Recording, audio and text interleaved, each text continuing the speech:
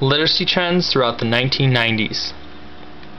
Joanne Nichols in 2009 stated that the literacy pendulum slices across education's path, symbolizing the periodic shifts in philosophical and pedagogical style. Educational cycles traditionally are new theories that seem great, but were not always successful when practically implemented. The big debate in the 1990s surrounded whole language and phonics. The whole language idea hoped that students will learn to recognize words in real context. Along with whole language came more visual aids such as drawings and art as means to respond to literature. Phonics, by contrast, is a skill-based approach to teaching children to read.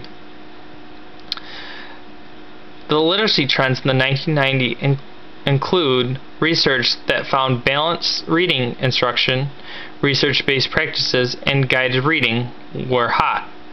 By the end of the 1990s, the focus of reading instruction was on early intervention. Phonics and mnemonic awareness were also hot at the end of the 1990s, but comprehension and vocabulary were not.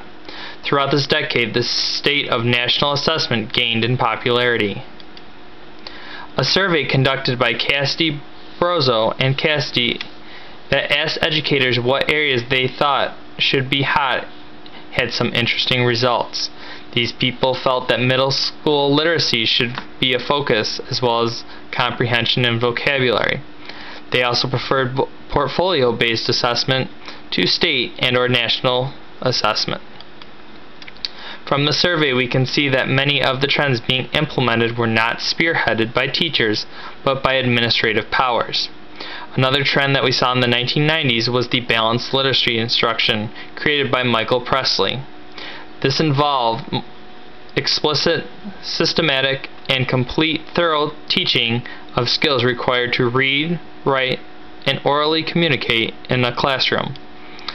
It's important to note that one area not receiving much attention in the 1990s was adolescent literacy. Richard Vaca, former president of the International Reading Association, found what he called a benign neglect of adolescent literacy. Of all the conflict over the best way to teach children led to the formation of a national panel to assess the most effective way to teach children to read, 1997's National Reading Panel. The National Reading Panel report in April 2000 found that some methods of teaching reading are better than others.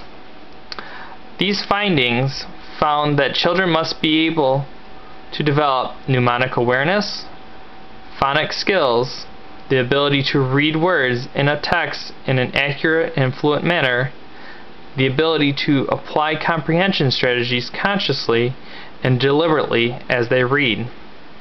The 2000 National Reading Panel report appeared to have been a victory for those supporting phonic-based approaches to reading instruction. The panel also found that reading fluency can be aided through guided oral reading. The panel also came up with 7 strategies to help with reading comprehension. These strategies include comprehension monitoring, cooperative learning, use of graphic and semantic organizers, question answering, question generation, story structure, and summarization.